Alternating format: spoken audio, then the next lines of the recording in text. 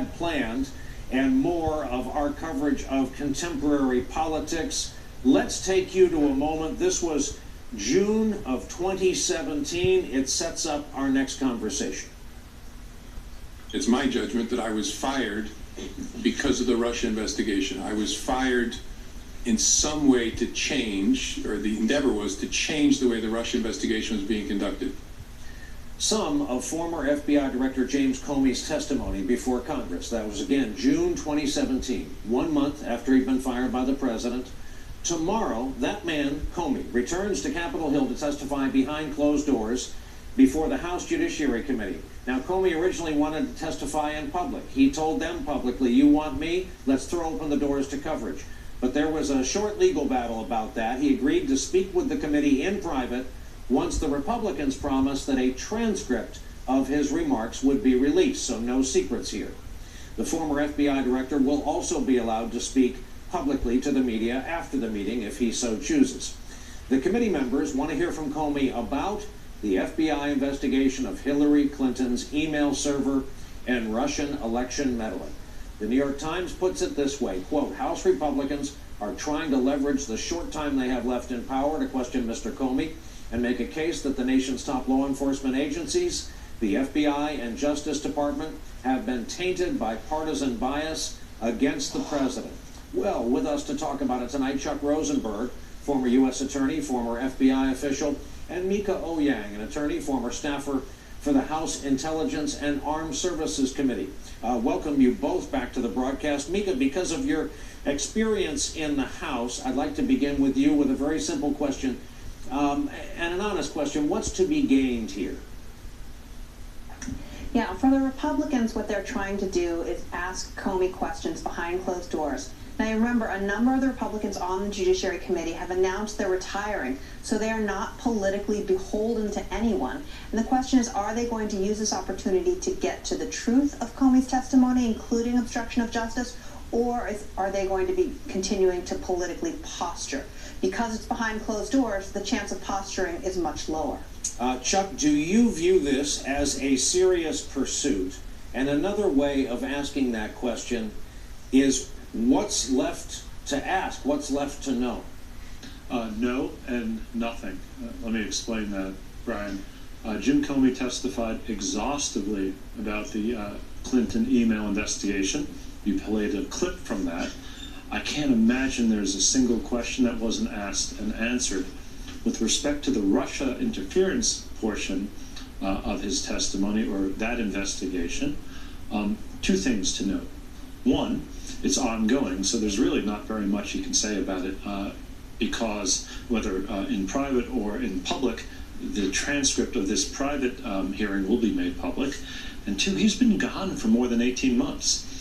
So if you want to know what's going on in the election interference investigation, don't ask Jim Comey, ask folks who are at the FBI right now.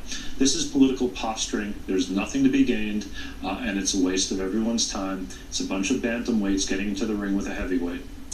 Mieke, I want to show you a clip. Jim Comey's a very good lawyer, University of Chicago Law School educated, but these days in Washington, lawyers have lawyers. So Jim Comey has a lawyer who went on this network and said the following. We'll talk about it on the other side.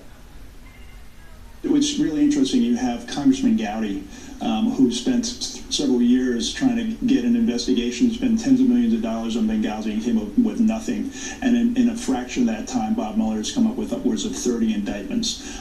So I think that's an interesting dynamic to these hearings. So Mieke, do you think that's a fair argument? Is that a fair point, a fair way of looking at this?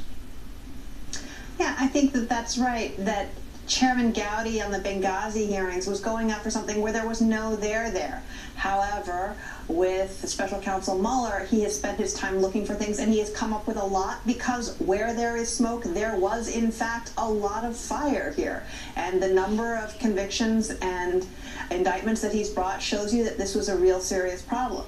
Now, Gowdy, after he announced his retirement, started complaining about some of the witch hunt tactics of his colleagues and said he wanted to get back to being a regular prosecutor.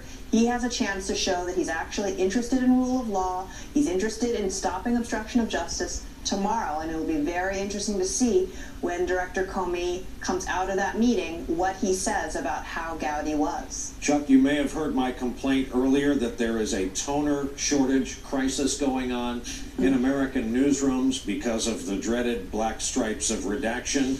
This is by way of asking you for a preview, where to set our sights. We have these 2 different document releases tomorrow.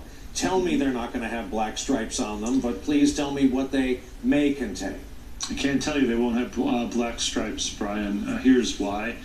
If it's public, it won't contain sensitive information. If it's sensitive information, it won't be made public. Look, these sentencing memoranda are filed all over the United States in federal court every day in advance of sentencings. Many of them concern a defendant's cooperation in ongoing investigations. If that's what we have here, and I assume we do, it's not going to be all that interesting. There's going to be a lot more black ink on the papers that you're reading tomorrow, Brian, than you might prefer. There goes the toner. And Mieke, do you concur with this ongoing theory that the Mueller report just might be nothing more than the sum total of all the documents related to all the charges that Mueller comes up with? I think it's very clear that Mueller is putting a lot of the information that he has out through these indictments. These are speaking indictments. It's not just facts essential to proving the case, but broader context than that. I think we won't know for sure if there's additional information until we see the final indictments. And the question is he really getting close to wrapping up, or is there a lot more that they have in fact uncovered over the course of this investigation? We have not actually seen that much about the Trump organization's finances, about what has been involved in the conversation that Trump family members have had about these Moscow Towers projects. Those are not people who are protected under the Constitution from indictment. Those are people who Mueller could charge, and we have not seen those yet, and we don't know much about their involvement at this point. Chuck, very quick last word about the question I asked Mieke. Could that end up being, in effect, the Mueller report? I think there's going to be a report. Mika's right. These are speaking indictments, but I think there's a lot more words to be spoken, and I think you're going to see indictments, plea agreements, and in the end, a report. 2 terrific lawyers and longtime guests of this broadcast. We sure appreciate it. Chuck Rosenberg, Mieke Eoyang, thank you for coming on tonight. And coming up for us, the report today that the Trump administration may reach back